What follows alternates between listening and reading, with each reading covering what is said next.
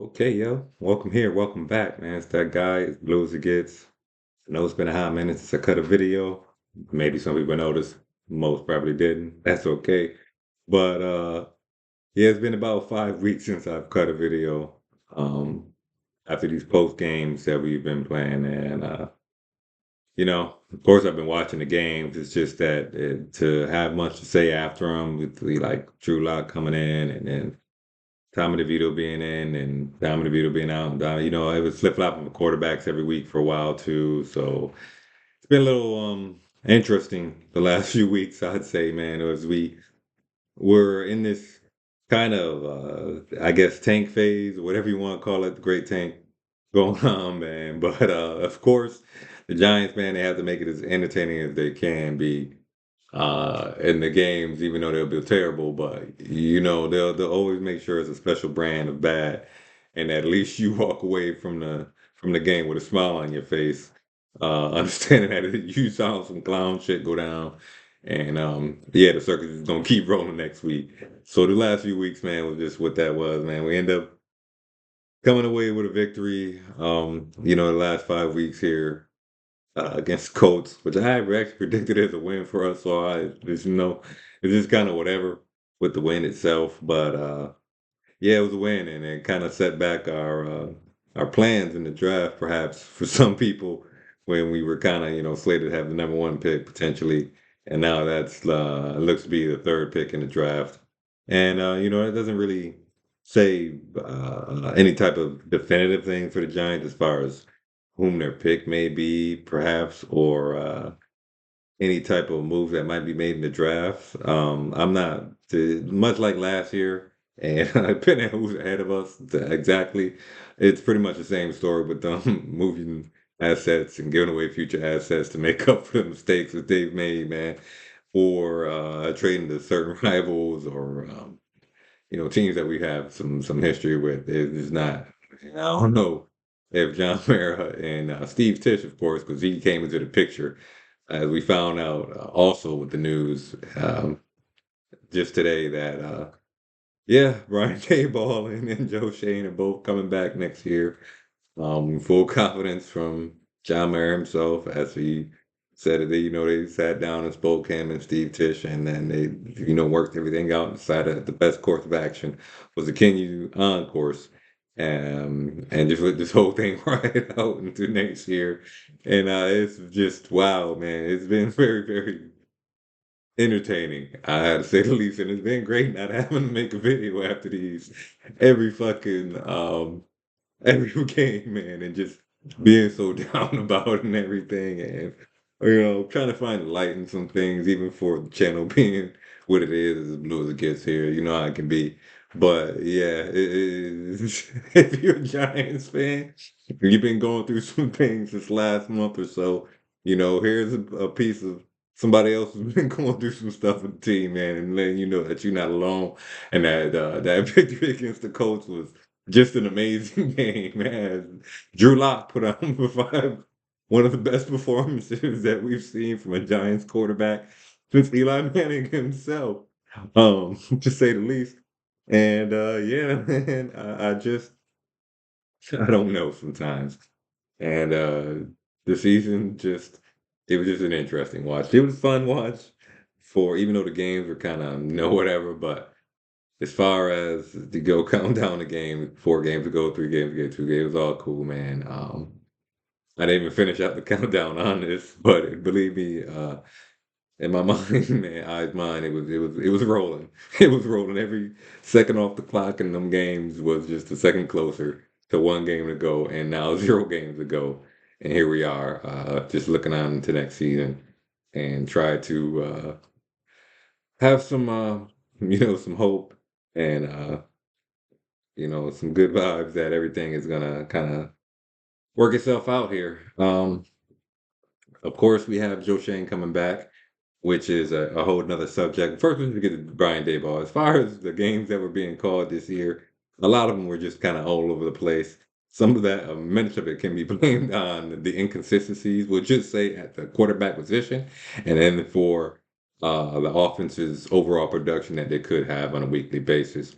But it was a time where Malik Neighbors missed a game or so, and other players, especially on the defensive side, where we lost Sexy Dexy weeks ago, and so he's been out for a minute, and Bobby Okereke missing some weeks, and Kayvon was out. This just before Kayvon came back, I think, if I recall correctly, that we lost Dexter Lawrence.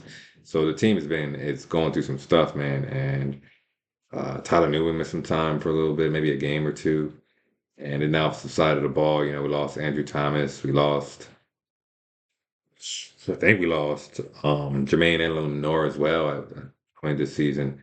And we're down to backups. I might be incorrect on that one, but the offensive line was going through some changes, but just mainly probably the key one would be Andrew Thomas. And yeah, of course, Daniel did leave the team this year as well, which was, I believe I talked about that one at least. Yeah, I did. I know I did. But I believe I said at that time that wouldn't change necessarily what this team was going to be like for the season. That was obvious.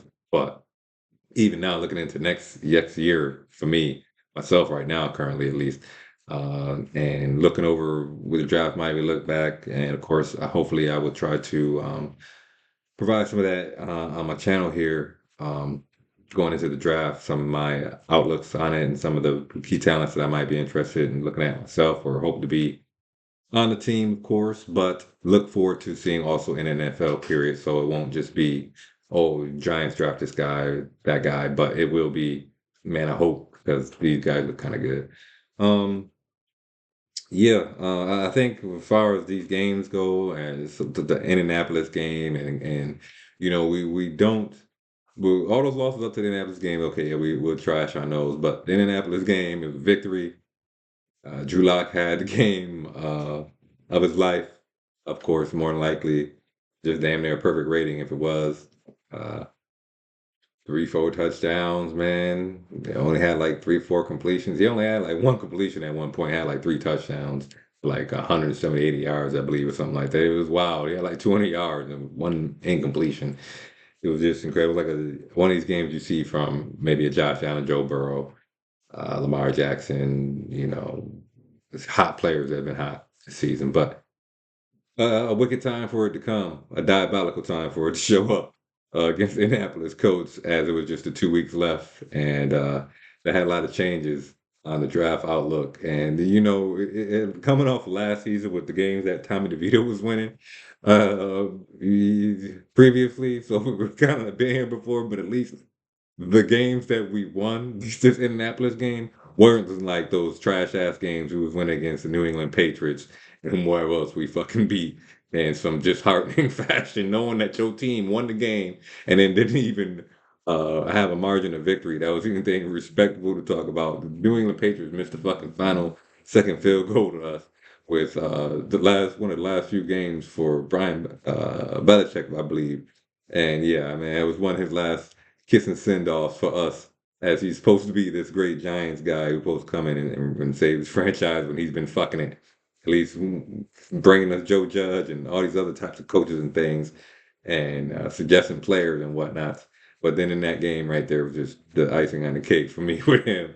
No knock against his previous time here as a Giant, part of the coaching staff, scouting staff, things like that, whatever else, not scouting staff, but um, the staff, and yeah. So it's not disrespect to that. No, it's just for the last 20 years, none of that has been a thing. 25 years, 30 years, none of that. It's been a thing for the Giants and Bill Belichick, having that you know in line career trajectory or whatever. Uh yeah, I think that's mostly the good stuff. It's not. It's just a good one, right? Because I'm not overly depressed or upset about a game or anything like that.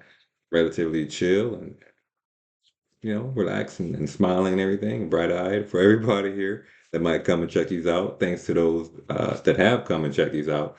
And before I forget, I probably should start off with this, but a happy new year also to everyone who does come through here and may check this out. And I hope you had good holidays and etc. And you with the fam had some nice vibes, ate some good food, drunk some good drinks, smoked some good bud, and chilled out, man, and had a good time. And just gonna carry that into the new year here as season is now over, since the regular season, and we go on to the playoffs here. And we speak about this last game against the Philadelphia Eagles, which is whatever. We lost it to their backups against our starters. But it was a very interesting wind down as Saquon Barkley was very, very close to breaking Eric Dickerson's record. He was just 101 yards short of that. And if he had played in our game, this final game, he a strong chance he would have beat that and then some, maybe like 140 or something like that. But he would have got like 120, 125, and it'd have been halftime, and he would have sat him down. It's probably how it would have played out for us. And all honestly, without trying to play anybody on the team, the Eagles, of course, the rivals, but Saquon in general, or the Giants, to say that they're such bums that they'll just let him get 300 yards in the game. But he probably been at like 120 or something like that by the third quarter, early and been sat down. I believe he would have broke it. Um, but it would have that probably him breaking it though is probably a great thing for Joe Shane because that's probably the only reason this man still has his job, and in all my opinion, just everything I've spoken about before and my prior videos and stuff like that during the season, and the contract situation with DJ and how that all really just came, especially his exit here and him requesting his own leave. So there's still that him and his own leave is a part that it goes with himself is to be shat on as his time here as well, even after he is off the team. Like there's no good vibe, other than his playing career that, Daniel Jones, I have for him as a former Giant. He will not always be a Giant to me like that. If that's the model that we're going by, if somebody like Saquon Barkley is not also always a Giant, if Saquon always gonna be a Giant, then Daniel Jones is not always a Giant either. And that might sound like some type of extenuating factor for people to keep DJ out of that type of conversation. But no, as far as the impact of the team, the winning, the potential, the talent, and all that, etc. And from prior post year, at least of what we've already seen post career for a Giant player, Saquon has showed that his time here was not something that was his talent level not actually being something that was spectacular. Man did a reverse hurdle during the season. It was the most incredible run that you've probably seen as a football fan, and maybe one ever. Incredible runs that wasn't a touchdown. Okay. Uh, yeah, I had to get that out. But yeah, as far as Dayball and his job and him being back next year, it comes down to the draft, right? And if they're gonna feel like they are entrapped into the draft the quarterback or we are losing our jobs for next season. But really it's about, if they draft one or not, if that quarterback, not only is that question for them perhaps, but if we to even to were, is that quarterback going to perform and be ready to play? Because it's not going to be a let him sit on the bench and we bring some veteran like a Joe Flacco, Kirk Cousins, or Sam Darnold or anybody else that you might see in that position to do that. It's not gonna be about paying them to come in and start for 4 games and then have the rookie come in and then him supposed to be the baller of all ballers for that season and take them to an extended uh, run in the season to where they might make a playoff. That's unlikely. Okay, we'll just say it like that. Not an impossibility, just an improbability. Okay, to be fair. And then in the case of even trying to, in my opinion, bring in a veteran, what we call a veteran QB, like a Sam Darnold or a Kirk Cousins. Kirk Cousins just no. Okay, that's automatically not a no because his age and recovery of where he was this season, I don't think is the most promising thing for us to put him in that situation on our team, especially with the offensive line questions maybe being a thing during that season in some ways, to where it made youthful quarterback being able to move and mobile in the pocket might make the difference in games. I don't know if Kirk's able to fill that role personally any longer. And Sam Darnold is, we've seen Sam Darnold, and now they're in the playoffs. So if Sam Darnold goes on and wins the Super Bowl, then Sam Darnold won the Super Bowl. He might be a Minnesota Viking again that next season, or JJ McCarthy will come in and start. But as far as Sam Darnold coming here after something like that, if that were to be a thing, just speaking in the most flowery of ways, okay, we're not, what flowers are we smelling here? Okay, and what's the compost in them flowers because it's stinking the place up, and it's just not. Of course, that's might be fertile ground from winning, fertile ground for winning. In some cases, of course, the nitrous oxide might be going to our head at the same time, and we might be on some other stuff. So no, them drafting a quarterback, of course, is a very great potential for them to do. It's just, like I said earlier, trying to give up assets to make that happen is more of a and now other talent in the draft that will be ahead of these quarterbacks, perhaps. I don't know. Maybe so. Maybe not. I don't follow a bunch of draft pre-draft sheet things. The Mel Kiper and Michael Mache's is cool when that time comes along, but I don't go looking for these things, especially because I watch now, especially the CFP season. I've been watching it myself, where I have my own opinion and seeing them play myself, to where I don't necessarily have to use those things, not to disrespect them as like true things. You like to hear differing opinions, what other people may have seen. Of course, that helps, but it's not like I necessarily need it for every player that we'll be talking about in this draft potentially coming to the Giants to need those type of outlets. Yeah. What else has been going on with the channel is just as of course as I speak for before, trying to or I speak about it before and try to do some touches on it.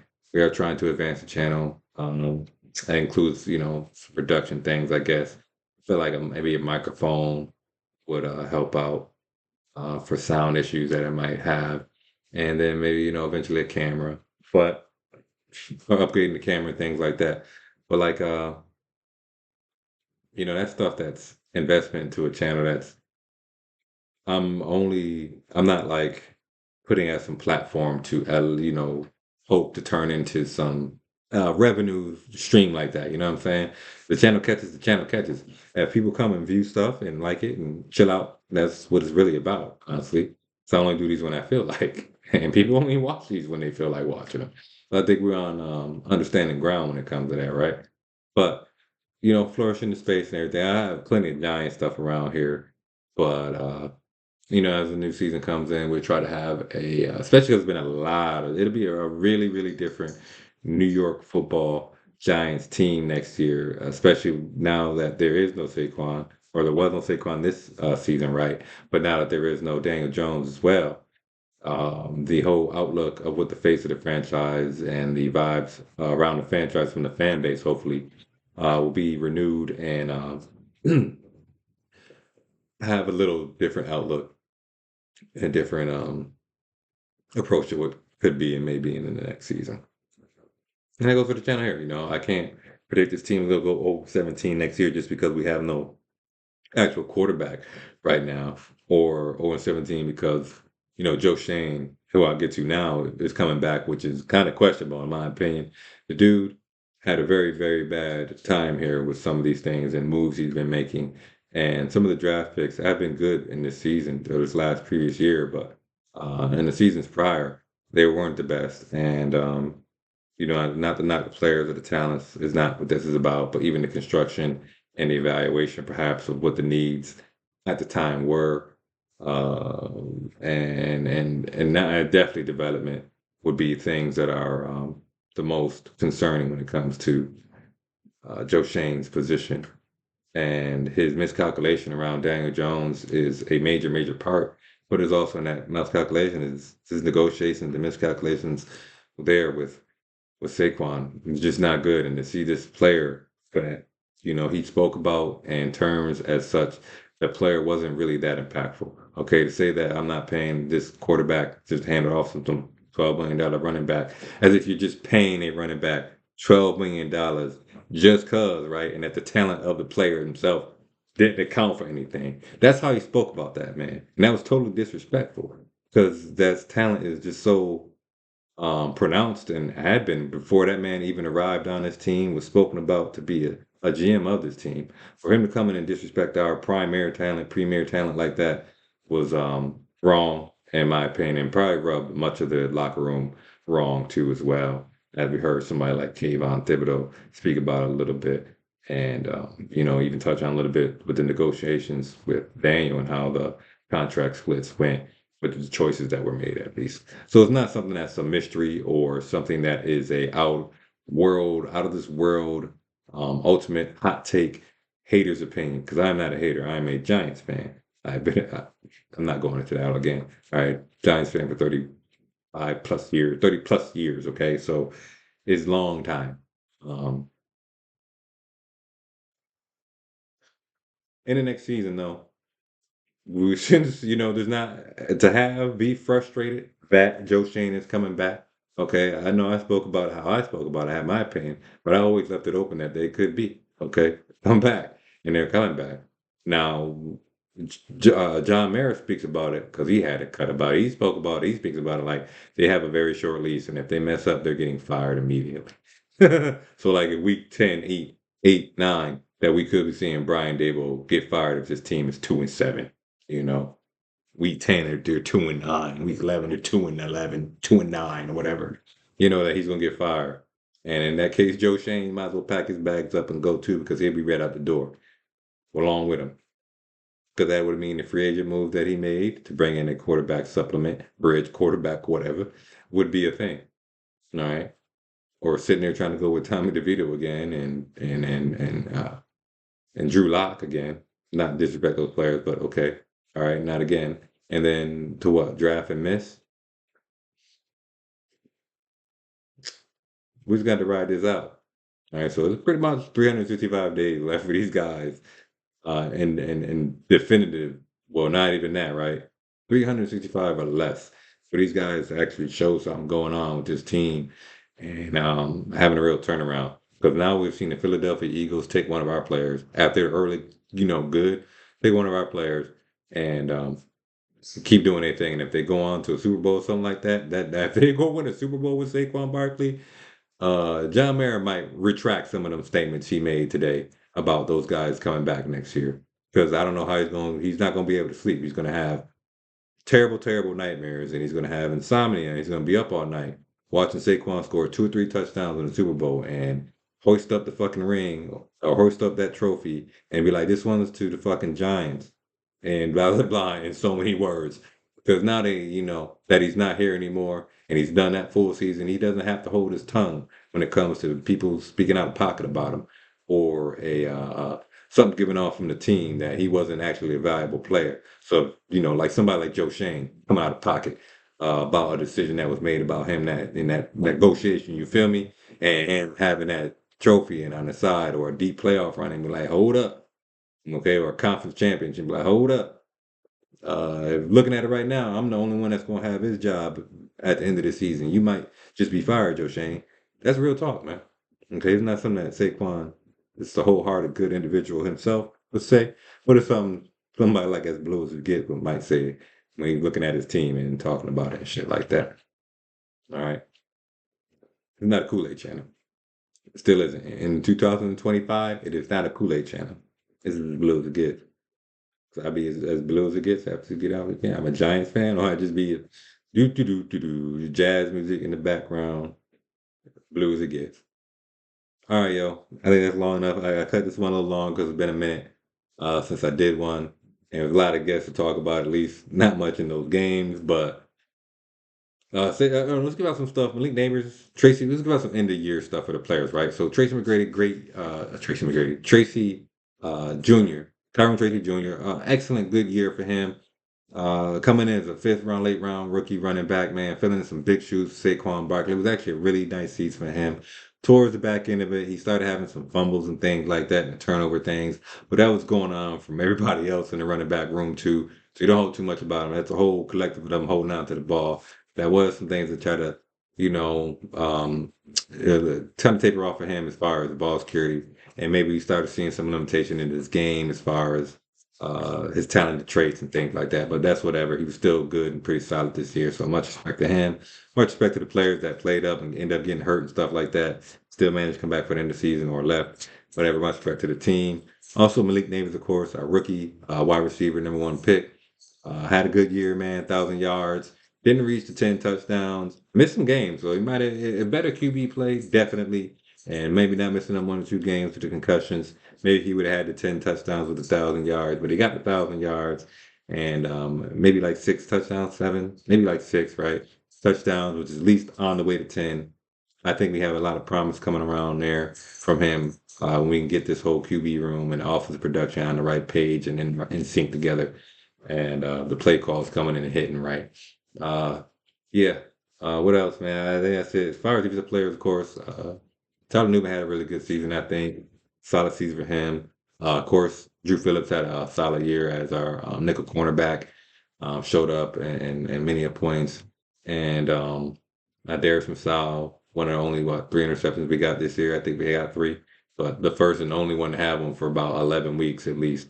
Darius Masal. And, anybody else I might have forget, from the rookie class, but, and the regular players that we've had here, favorites, Jason McCock, things like that. Had okay years, man. It just wasn't a good team year. Wasn't good football. It wasn't anything to write home about. It was a wash. It was a bad season, and the team was very, very bad. They weren't quote unquote terrible, but there were many terrible things that had to finish out, like Daniel Jones exiting his team, which is a good thing in my opinion, and one of the greatest reliefs to take into next year. All right, y'all. Peace, man. Be good, and happy New Year once again. And let's go, man. Go Giant. Peace.